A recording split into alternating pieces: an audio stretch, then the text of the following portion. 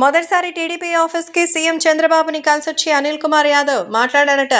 Telugu Desam party ఆఫీస్కి ఇప్పుడు వైసీపీకి సంబంధించిన మాజీ ఎమ్మెల్యేలు, మంత్రులు క్యూలు కడుతున్నారు. ఎందుకంటే అధికారంలో ఉన్నాం కదా అని నోరు బారేసుకుంటే ఇబ్బంది పడాల్సి వస్తుందని పాపం ఇప్పుడు లేటెస్ట్గా తెలిసింది అనిల్ కుమార్ యాదవ్కి.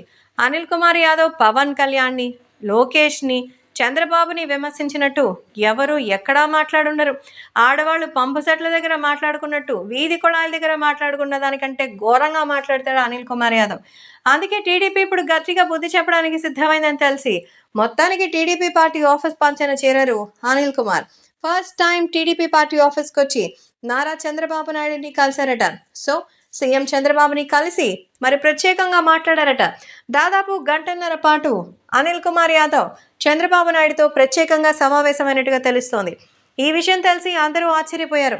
అసలు చంద్రబాబుతో కొడాలి నానికి అలాగే అనిల్ కుమార్ యాదవ్కి ఏం పని అంటే, అనిల్ కుమార్ యాదవ్ కూడా టీడీపీలో రావడానికి బేరసారాలు మాట్లాడారట.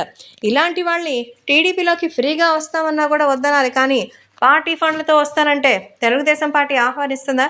ఇదే విషయం ఇప్పుడు సంచలనంగా మారింది. అనిల్ కుమార్ యాదవ్ టీడీపీ పార్టీలోకి జాయిన్ అయ్యేందుకే మరి నిజంగానే అక్కడికి వచ్చి చంద్రబాబుని కలిశారంటూ అమరావతిలో ప్రత్యేకమైన ఏర్పాట్ల కోసం టీడీపీకి మద్దతుగా ఉంటానంటూ అనిల్ కుమార్ ప్రత్యేకంగా అయితే కోరారట.